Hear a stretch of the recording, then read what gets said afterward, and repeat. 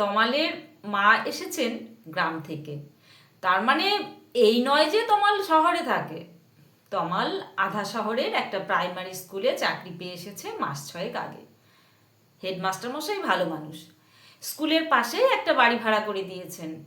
দুটো ছোট ছোট ঘর, এক ফালি রান্নার জায়গা আর স্নানের ব্যবস্থাটা ভিতরের উঠোনে। টিউকল আছে, তার চারপাশটা বাঁধানো। সেখানে কাপড় কাচা, বাসন মাজা, স্নান করা সবই চলে। গ্রামটা বড় মিঠে। কাঁচা রাস্তার এপাশে ওপাশে পুকুর। সকালবেলা হাঁটতে বেরোলে কোনো না কোনো পুকুরে জাল ফেলা দেখতে পায়। ওর বাড়ির প্রায় পিছন থেকে আদিগন্ত বিস্তৃত চাষের ক্ষেত। ওইখানটা দাঁড়ালে মনটা অনেক দূরে চলে যায়। তমালের বড় ইচ্ছে মা এসে কদিন এখানে থাকেন। সারা জীবন যৌথ পরিবারের দায়িত্ব সামলাতে সামলাতে বাড়ির বাইরে বিশেষ পা দেওয়া হয়নি। মায়ের সারাটা জীবন ওই বাড়ির চৌহদ্দিতেই কেটে গেল। মায়ের গল্পের বই পড়ার ভারী শখ, কিন্তু তাই বা কটা পড়তে পেরেছেন? একে তো সংসারের কাজের পরে হাতে সময় খুবই কম পেতেন, তার উপর ওদের গ্রামে লাইব্রেরি ছিল না।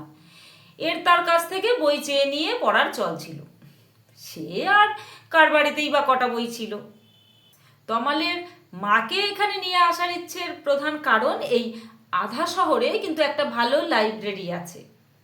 তমাল মনে মনে ভাবে এখানে এলে মা নিজের মতো ইচ্ছে মতো থাকতে পারবেন।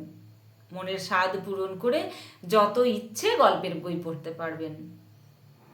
তবে সংসারী মানুষের সংসার ছেড়ে বেরোনো মুশকিল। অনেক চেষ্টার পর তমালের ইচ্ছে পূরণ হলো। অবশেষে মা এলেন। সবই ভালো চলছিল। মার বাড়ি ভারী পছন্দ হয়েছে, গ্রামটাও খুব পছন্দ হয়েছে। তমাল গ্রামের লাইব্রেরিয়ানের সাথে কথা বলে একটা কার্ডেই বেশ কয়েকটা বই তুলেছে। অতএব এখন খাটের ওপর 3-4টে গল্পের বই পর পর সাজানো রয়েছে। এটা মার সবচেয়ে পছন্দ হয়েছে। তাড়াতাড়ি রান্নাবান্না সেরে তমাল স্কুলে বেরিয়ে যাবার পর রোজ গল্পের বইয়ের মধ্যে ডুবে যাচ্ছেন। কিন্তু মুশকিল হলো, তমালের মা বিধবা মানুষ। বাড়িতে 5 জনের সাথে অনেক রকম নিরামিষ রান্না হয়। তাছাড়া বাড়িতে গরু আছে, দুধের অভাব নেই। এখানে তমালের জন্য মা ভালো মন্দ রান্না করলেও নিজের জন্য কিছুই করছেন না।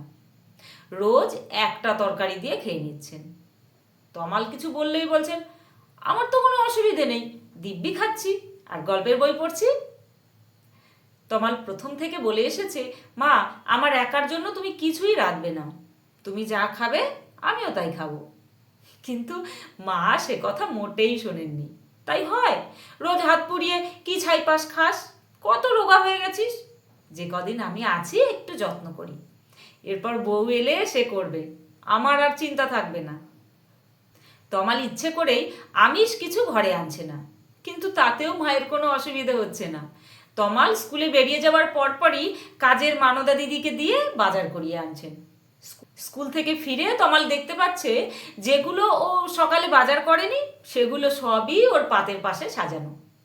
কিন্তু মায়ের ভাগে সেই এক তরকারি।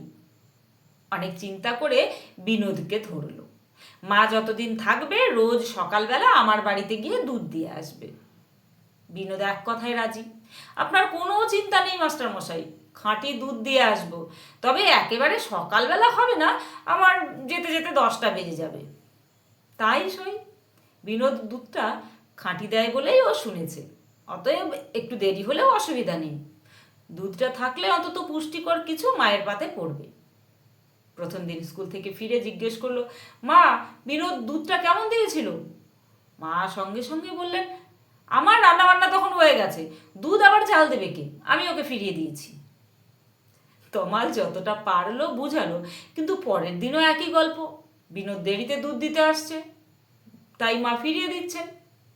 তমাল এই ভয়টাই করছিল।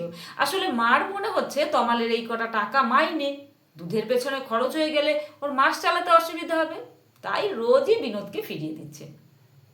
তমাল অনেক ভেবে বিনোদের সাথে দেখা করতে গেল। পরের দিন যথারীতি বিনোদ আবার দুধ দিতে এসেছে। মায়া একই কথা বললেন, না বাবা আমার দুধ লাগবে না। রোজ এই এক কথা শুনে বিনোদ ফিরে যায়। আজ কিন্তু বিনোদ ফিরে গেল না। দুধের পাত্রটা আর ওর দুধের পোয়াটা নিয়ে বাড়ির সামনের আম গাছটার গোড়ায় গিয়ে দাঁড়ালো। তারপর বিস্মিত মায়ার দিকে তাকিয়ে বলল, আপনার দুধ নিতে অসুবিধা থাকলে নেবেন না, কিন্তু আমার পয়সাটা মার যায় কেন? আমাকে মাস্টারমশাই 4 পোয়া দুধ দিতে বলেছেন। আপনি দাঁড়িয়ে দেখুন, আমি মেপে মেপে এই 4 পোয়া দুধ এই গাছটার গোড়ায় ঢালছি। একটুও কম দেব না, বরং ফাউও দেব। মায়া তাড়াতাড়ি এগিয়ে এলেন। দাঁড়াও দাঁড়াও, তুমি করছোটা কি? বিনোদ একগাল হাসলো। মাস্টারমশাই আমাকে বলেছেন আমার বাড়িতে গিয়ে দুধ দিয়ে আসবে, কিন্তু একবারও তো বলেননি আপনার হাতেই দিতে হবে। তা গাছটা তো বাড়ির মধ্যেই, আমি এর গোড়াতেই মেপে মেপে দুধ দিয়ে যাচ্ছি। আমার পয়সা পাওয়া নিয়ে কথা। মায়া সাত তাড়াতাড়ি বললেন, দাঁড়াও বাবা, এখানে ঢেলো না, পাত্র নিয়ে আসছি। তারপর থেকে বিনোদ অবশ্য রোজ 10টাতেই এসে দুধ দিয়ে যাচ্ছে। মায়া আর নিতে অস্বীকার করছেন না।